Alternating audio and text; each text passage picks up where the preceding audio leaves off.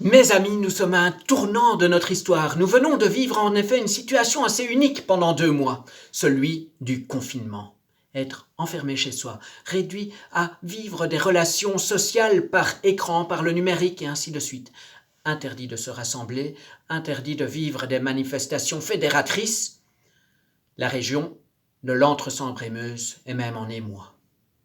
Les marches prévues presque chaque week-end sont annulées les unes après les autres et elles ne pourront pas avoir lieu. Toutefois, il y a peut-être maintenant une éclaircie qui pointe à l'horizon, un basculement de l'histoire, comme je vous disais, un point nouveau. En effet, tout le monde a eu l'habitude, jusqu'à cette année, que les escortes qui accompagnent les processions soient composées de personnes portant des costumes qui rappellent les siècles précédents et non pas le 21e siècle. Beaucoup portent les costumes du Premier Empire, mais cette année, ce seront des costumes vraiment actuels. L'escorte aura vraiment un rôle d'escorte. Il y aura tout d'abord, à l'avant du cortège, ils passeront une quinzaine de minutes avant que la marche n'arrive, la police à moto. Ensuite, qu'est-ce qu'ils vont préparer comme venue? Il y aura la police montée, prévue avec son casque, les visières, pour éviter d'avoir des risques de contamination des autres.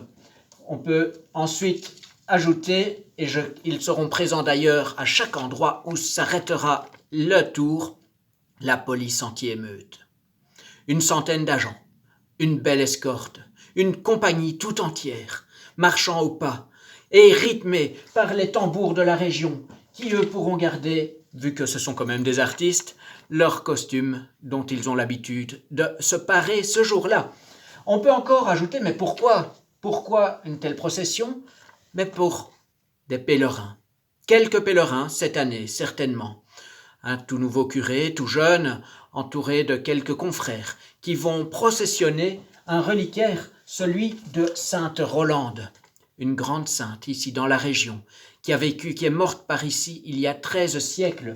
Son reliquaire sera installé pour ne pas devoir le porter et passer ainsi d'épaule en épaule ou risquer une proximité physique sur une magnifique calèche. La calèche partant évidemment aux petites heures du matin de Villers-Poterie pour garder une certaine attache à la tradition et rejoindre ainsi l'église Saint-Michel devant laquelle sera déployée toute la police anti-émeute, prêt à intervenir si une horde de Rolandiens voulant absolument s'approcher du reliquaire s'approchait de l'église et mettait ainsi en danger la vie et la santé des autres. Les Rolandiens, pour leur part, pourront suivre le cortège du début jusqu'à la fin grâce à la technologie. Une caméra filmera le tout et ce sera un live en permanence. Vous pourrez entendre les tambours lorsque la procession arrivera à proximité de chez vous.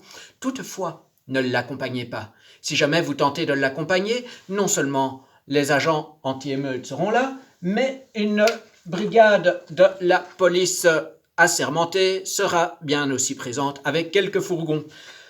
C'est cela, l'évolution 2020 de nos processions. À partir de cet instant, et pour les années qui suivent, afin que ce ne soit pas toujours ceux qui sont chargés de sécuriser notre bien-être, notre vie commune, ils offriront leurs costumes à tous les louageurs de la région. Ça deviendra l'uniforme des marches d'Entre-Sambre-et-Meuse pour le XXIe siècle. Et la police sera équipée, grâce à son ministère, de tout nouveaux costumes, peut-être des couleurs un peu plus chaleureuses, chaudes pour la vie ensemble et moins de difficultés. Voilà, le pèlerinage n'a pas fini d'exister. Bon, les idées non plus, pourquoi pas, on peut toujours imaginer. Donc, si vous entendez quelque chose, n'oubliez jamais que cette procession elle est avant tout pour confier à l'Église du ciel ce qui se passe sur la terre. Confions à Sainte Rolande tout ce que nous vivons. Bonne journée.